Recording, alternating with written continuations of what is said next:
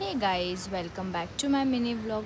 तर गेल्या व्हिडिओमध्ये आपण पाहिलं की आम्ही सफारी वर्ल्डमध्ये होतो. तर सफारी वर्ल्डमध्ये हे सगळे जे प्राणी आहेत जिराफ, झेब्रा हे सगळे बघून ऑस्वल हे सगळे बघत ह्यांचा आनंद घेत आम्ही म्हणजे बसमध्येच फिरत होतो. बसमधून फिरल्यानंतर आम्ही शोज बघायला गेलो.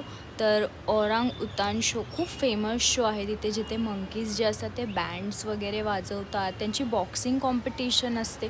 तर खूप अशी मज्जा येते हे शो वगैरे बघण्यात. खूप फनी शो आहे हा, नक्कीच बघितला पाहिजे. खूप गर्दी असते हा शो बघण्यासाठी.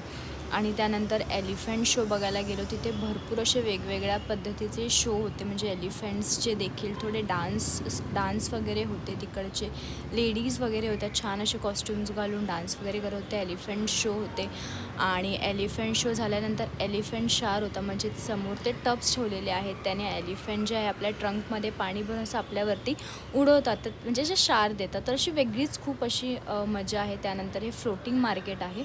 फ्लोटिंग मार्केट म्हणजे आर्टिफिशियल फ्लोटिंग मार्केट बनवलेलं आहे. करून मग आम्ही लंच करायला गेलो आणि लंच केल्यानंतर आम्ही डॉल्फिन शो बघायला गेलो.